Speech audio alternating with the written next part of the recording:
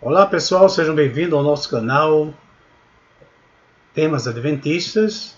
Meu nome é Evandro Cunha. Não se esqueça de se inscrever, de partilhar os conteúdos, de acionar o sininho para receber notificações, de deixar aí o seu like, o seu gostei e de nos seguir nas redes sociais. Você também pode deixar seus comentários, desde que o faça de forma respeitosa, né? Você pode discordar da gente, só não pode xingar nem fazer ameaças, né? E se assim fizer, nós seremos forçados a remover as suas considerações. Pessoal, hoje nós iremos conversar um pouco sobre controle, né? Sobre a questão de controle. Historicamente, a gente percebe que toda a história da humanidade tem que ver com controle, né? Porque o controle está relacionado com o poder, né? Ou seja, se você controla, você tem poder, né? Ou você tem poder para controlar, né? E isso historicamente nós vimos no surgimento dos impérios, dos reinos, da sociedade moderna.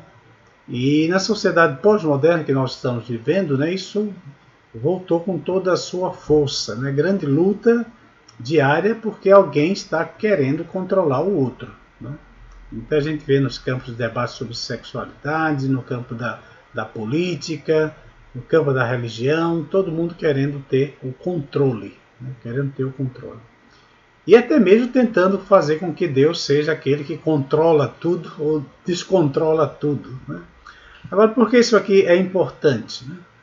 Porque a gente deve estar sempre alerta para perceber quando as coisas estão tentando nos escravizar mentalmente. Porque tem havido nos últimos anos, né, dentro das igrejas, esse retorno, como eu tenho insistido aqui, esse retorno ao medievalismo, né, de controlar a mente e o corpo das pessoas, né? Então isso com as redes sociais isso é muito fácil, né? Quer dizer, toda a igreja tem o seu banco de dados, né? Sabe muita coisa de você e lembra muito mais coisa sobre você do que você mesmo. E a gente tem que estar sempre de estado de alerta, né? Recente teve o escândalo aí do vazamento de CPF, né?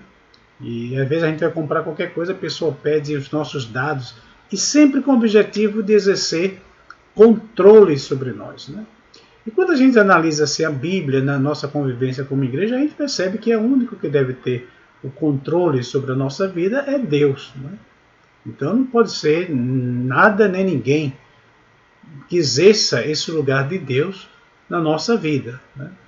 E esse controle vem com uma proposta de obediência, né? Todo controle tem uma relação com o poder e tem uma relação com a obediência.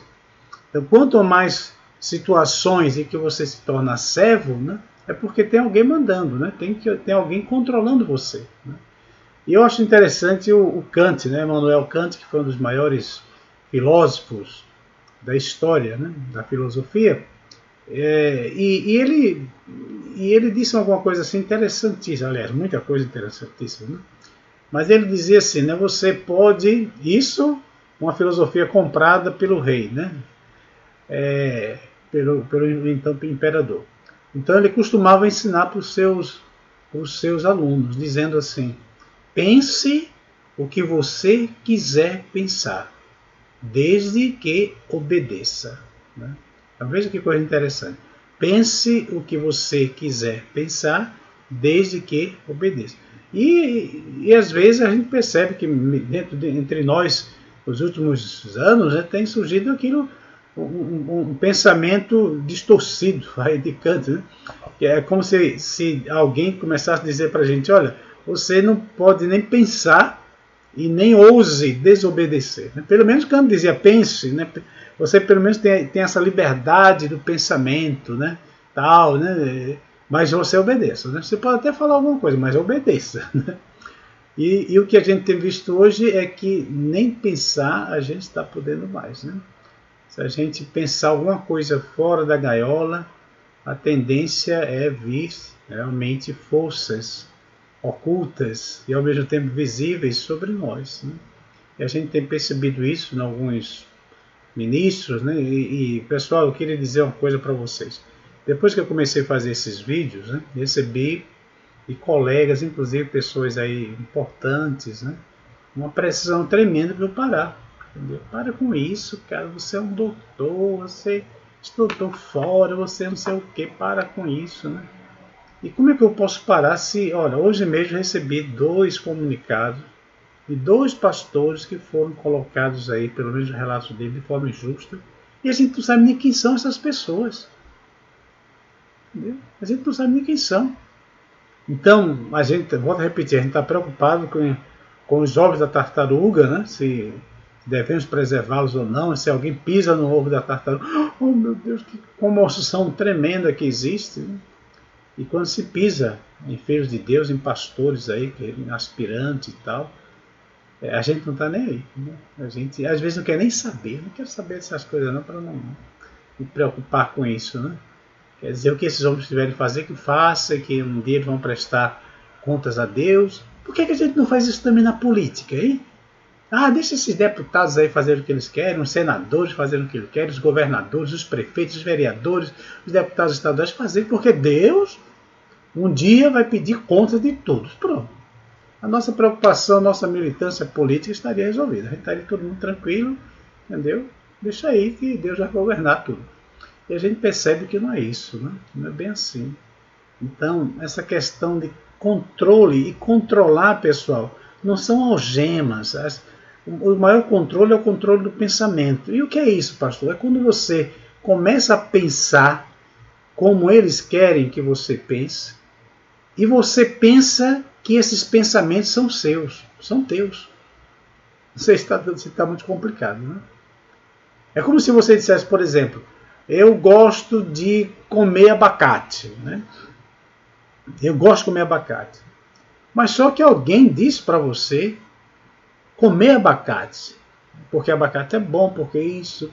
Ou seja, alguém fez a sua cabeça para você comer abacate, aí você diz, eu gosto de abacate, mas esse eu gosto é um gosto fabricado, entendeu? Foi alguém que construiu esse pensamento na sua cabeça. E isso, quando a gente aplica para qualquer sistema social no qual estamos envolvidos, né, a gente tem que estar sempre alerta. Uma coisa que o Foucault dizia muito interessante. Né? Ele dizia que a nossa voz, né, na verdade, não é nossa. É uma parte nossa e uma parte dos nossos antepassados. Né? Professores, pais, padres, pastores, amigos, vozes. Né? E se às vezes a gente pensa que está emitindo aquilo que é nosso, a nossa autonomia, mas essa nossa opinião, na verdade, tem pouco de nós nisso aí. Né? Então, pessoal, que cada um de nós possamos pensar nisso. O que é que a gente está pensando, né? Como adventista, como cristãos? Estamos pensando por nós mesmos? Estamos usando aquilo que a Bíblia diz, pensar, ter a mente de Cristo, né? Ou ter a mente daqueles que nos ensinaram a pensar da forma como nós pensamos, né?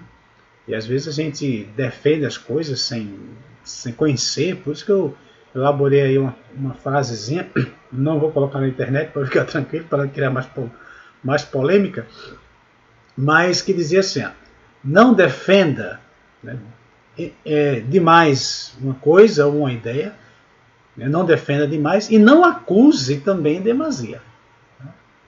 Não defenda e nem acuse em demasia. Por quê? Porque você não conhece os detalhes. Você não conhece os detalhes. E os detalhes aqui, a verdade está nos detalhes. Então, em muitos desses detalhes não é possível chegar a cada membro da igreja, né? E esse romantismo que a gente estava falando, né? Que alguns acharam que a gente estava ferindo, né? E às vezes pode ser até que a gente tenha ferido sem querer, né? Esse romantismo que existe, né, de achar que as coisas vão seguir o curso, isso é um grande mito, né? Porque se fosse assim, a história de Israel não teria acontecido apostasia, né? Se Deus tivesse no controle absoluto, aí vem o calvinismo, né? Tivesse no controle absoluto, não teria acontecido apostasia. Se Deus tivesse no controle absoluto, aliás, se tivesse no controle absoluto, nem mesmo seria necessário Jesus morrer, né? Porque Adão não teria pecado, né? Mas, partindo de um mundo pós-lapsariano, né? se Deus tivesse controle total, absoluto de todas as coisas da igreja, a igreja não teria passado pelo processo de apostasia. Porque se ele, como é que o Todo-Poderoso está no controle da igreja aqui nos mínimos detalhes e a igreja apostatou? Então ele foi ocupado. Não era ele que estava no controle? Então é uma ideia absurda. E não é adventista essa ideia não, hein? E não é bíblica também não, é calvinista. É calvinista. E calvinista radical. Porque nem mesmo os calvinistas moderados acreditam numa coisa dessa. Então aí a gente acredita que Deus vai guiar todos os detalhes. Que se um presidente está ali porque Deus que quis, se um departamental está aqui porque Deus que quis, a gente esquece da politicagem, que eu já participei dela. Entendeu? Já assisti em loco. Então, eu não sei. Como diz alguém, não é querendo fazer a cabeça de ninguém, mas apenas trazer informação. Né? Quem sabe fazer aquilo que Platão ensinou no mito da caverna. Levar um pouquinho de luz para a caverna. Né? Aí alguém, poxa, pastor, está comparando a igreja à caverna? Não, pessoal. Não é a caverna a igreja, mas é a caverna nós. Né? Muita coisa na minha vida ainda está escura, né? Preciso dessa luz. Né? E pode ser também que na sua vida, a sua compreensão de determinadas coisas, né? E eu vou te repetir, e não é revolta, não é mágoa, pelo contrário, a gente ama essa igreja, é apenas indignação. Né? Nós fazemos parte de um grupo que eu denominei há pouco tempo, né, de adventistas, realistas e esperançosos. Então, esse somos nós. Né? Esse é o grupo.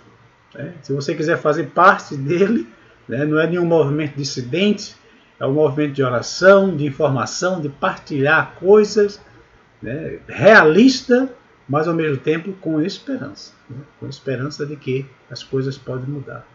Tá certo? Um forte abraço e a gente se vê em breve.